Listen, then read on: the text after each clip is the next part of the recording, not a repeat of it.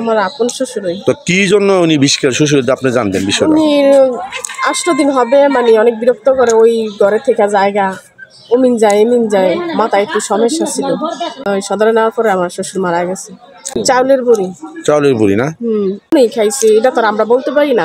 এর মনে কি কষ্ট এটা তো আমরা জানো, আর আমার মনে কি সেটা তো আপনি জানবেন না। দেখতে পাচ্ছি যে মালিক নামে একজন সুইসাইড করছে, তো এইটার কি অবস্থা পাইছেন এই বিবরণ একটু জানতে চাই আপনাদের।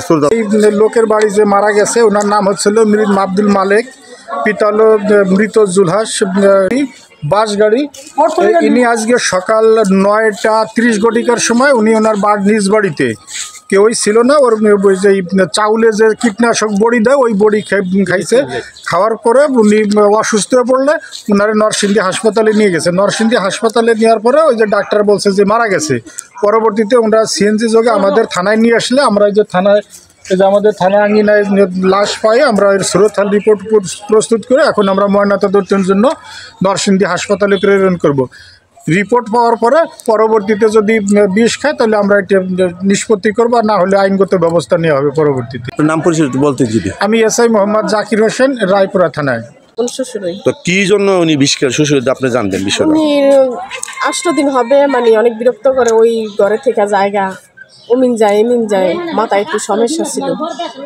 তো আজকে হঠাৎ ঘরের ভিতরে ঢুকছে, আমি রান্না করতেছি, পরে দরজা খুলে বমি করে বমি করতেছে। তারপরে আমরা সবাই চিল্লাচিল্লি করে ডাক্তারের কাছে নিয়ে গেছি নরসিংদী সদরে। সদরে নেওয়ার পরে আমার শ্বশুর মারা গেছে। কি বিষ খেয়েছে এটা? এটা কি বিষ খেয়েছে এটা তো আমি বলতে পারি না, আমরা বিষ খেয়েছে এটা জানি। কি বিষটা খাইছে? একটা হলো তরুল, একটা হলো ওই যে বড়ি জাতীয় চাউলের বড়ি। চাউলের বড়ি না? আপনার শাশুড়ি আছে? জি, আমার শাশুড়ি আছে। আপনার শাশুড়ি থেকে ঝগড়াঝাটি হয়েছে কি জন্য? না, তাদের স্বামী স্ত্রীর ভিতরে খুবই ভালোবাসা ছিল, অনেক মহাব্বত ছিল। একে অপরকে ছাড়া থাকতেই পারে না, অনেক ভালোবাসতো। আপনি কি নাম? আমার নাম হচ্ছে শিউলি আক্তার। শিউলি আপা, আপনি একটা কষ্ট করি, ইচ্ছা করে কি বিষ আপনি খাইতে পারবেন এখন? না, আমি ইচ্ছা করে খাইতে পারবো হতে কি, হ্যাঁ নিজের মাথা নষ্ট যে কোনো কারণেই খাইছে, এটা তো আমরা বলতে পারি না।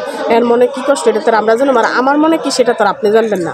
সেটা একটা কষ্ট ছাড়া আমি সে কথা বুঝছি যে পারিবারিক কোনো ঘটনা বা ঝগড়াঝাটি আপনার সাথে আপনার স্বামীর সাথে হইতে পারে, এই ধরনের কোনো ঘটনা ঘটছে না? এরকম কোনো ঘটনা ঘটছে না।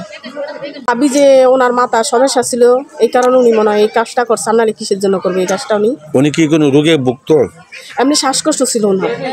শ্বাসকষ্ট? হ্যাঁ, শ্বাসকষ্ট থাকতো, আর মনে করলেন জ্বর থাকতো, এগুলাই, এছাড়া আর কোনো না। শ্বাসকষ্টটাই বেশি আমার শ্বশুরের।